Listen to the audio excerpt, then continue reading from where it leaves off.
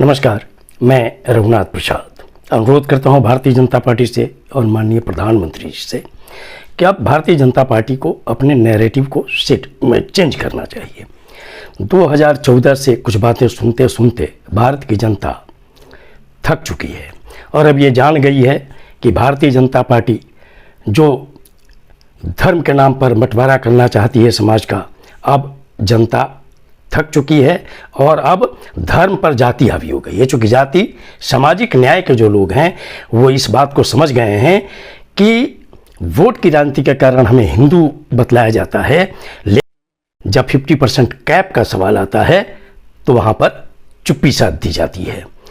जब बिहार में कास्ट सर्वे होता है, आरक्षण का दायरा SC ST OBC के लिए 50% से बढ़ाकर 65 किया जाता है और उसको संविधान की 9वीं अनुसूची में डालने की बात होती है तो वहाँ पर फिर चुप्पी साध ली जाती है। तो 50% कैप EWS आरक्षण पर लागू नहीं होगा, लेकिन SC ST OBC आरक्षण पर लागू होगा। यह समझ के परे है। जब तक भारतीय जनता पार्टी नित सरकार जो NDA की है कॉन्स्टिट्यूशन में संशोधन नहीं करेगी और जैसे 15(6) और 16(6) आर्टिकल लाकर EWS आरक्षण दिया गया, वैसे ही कैप को हटाने की व्यवस्था की जाए। दूसरा कि भारतीय जनता पार्टी और विशेषतः माननीय मुख्यमंत्री जी जब कल राज्यसभा में 2014 की बात कह रहे थे कि मैंने कहा था कि 0 टॉलरेंस होगा भ्रष्टाचार पर, तो अब सच अगर पूछिए तो माननीय प्रधानमंत्री जी हजारों बार ये बात कह चुके हैं और इसका ठीक उल्टा देखा जा रहा है। विपक्ष पर 96% केसेस होंगे। देश की जनता कैसे मानेगी कि जो भारतीय जनता पार्टी है या उनकी एलाइड पार्टीज है उनमें सभी लोग सदाचारी हैं, वहाँ पर कोई भ्रष्टाचार नहीं है। अगर ये कहा गया कि कांग्रेस पार्टी CBI का दुरुपयोग करती थी, तो हम लोगों ने देखा है कि क्या श्री मुलायम सिंह यादव जी हों या सुश्री मायावती जी हों, क्या कांग्रेस पार्टी के रिजीम में इन लोगों के साथ ऐसा किया गया कि इन्हें जेल की सलाखों में भेजा गया? नहीं।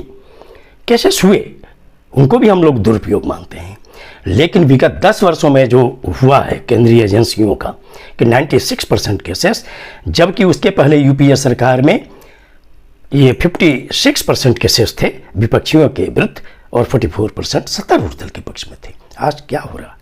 10 वर्षों में पद पर जो 2 व्यक्ति श्री अरविंद केजरीवाल जी और श्री हेमंत सोरेन जी रहे, उनके साथ क्या हुआ?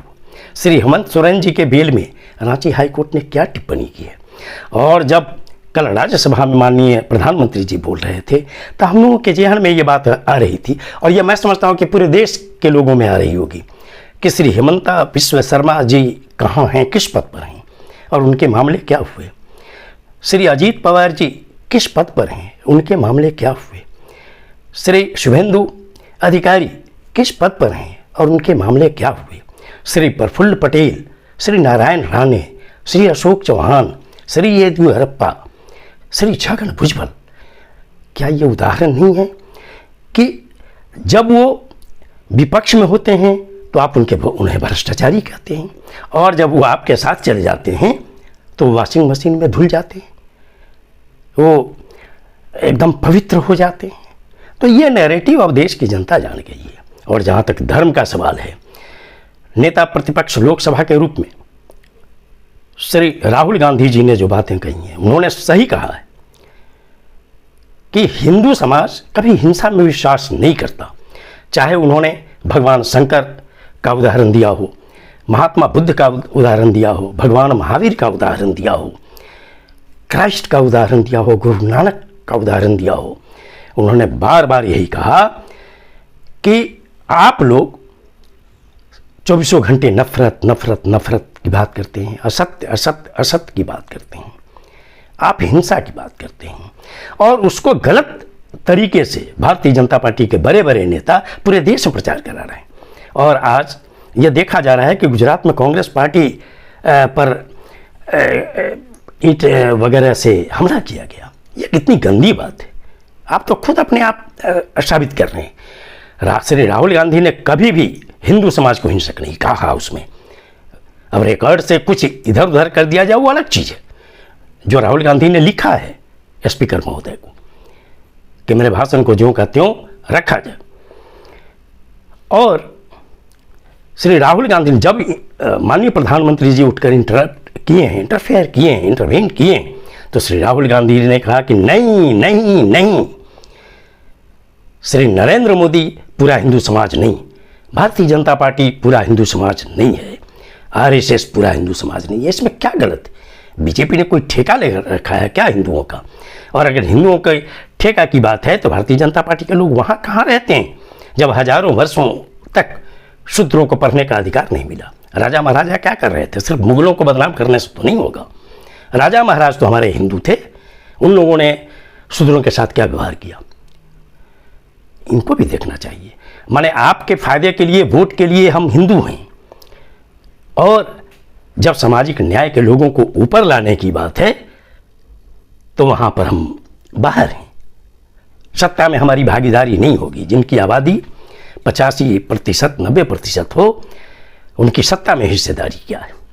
तो इसलिए भारतीय जनता पार्टी के नेताओं को अपने नैरेटिव को चेंज करना चाहिए। और नीट पर जो सरकार का रवैया हुआ, उससे युवा वर्ग, जो 24 लाख युवा जो नीट से प्रभावित है, करोड़ों लोग जो उनके परिवार के सदस्य हैं, पूरा देश यह देख रहा है कि नीट में अब तो सीबीआई इंक्वायरी से ही स्पष्ट हो रहा है, बिहार के ईओयू की इंक्वायरी से ये पता लग रहा है कि करोड़ों करोड़ का घपला हुआ है। फिर भी एनटीए में अध्यक्ष पद पर बैठे हुए व्यक्ति के साथ कुछ नहीं हुआ, वो ज्यों का त्यों अपने पद पर विराजमान हैं। तो ऐसा करके आप युवा वर्ग को भी आप उदासीन कर रहे हैं।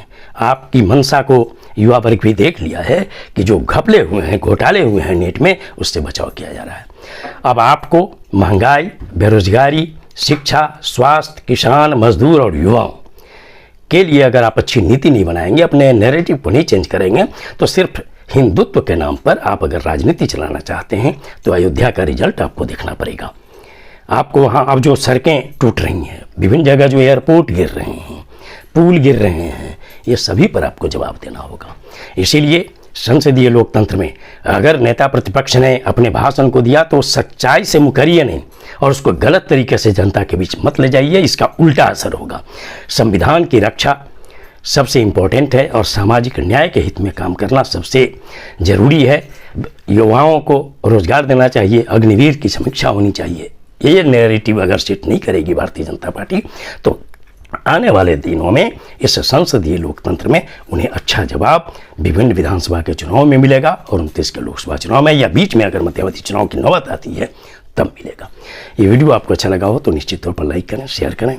अब तक मेरे चैनल को आपने सब्सक्राइब नहीं किया, सब्सक्राइब करें, बेल आइकन को टच करें ताकि मेरे हर आने वाले वीडियो का नोटिफिकेशन आपको तुरंत मिल जाए। आप सभी लोगों के लिए शुभकामनाएं। धन्यवाद। जय हिंद।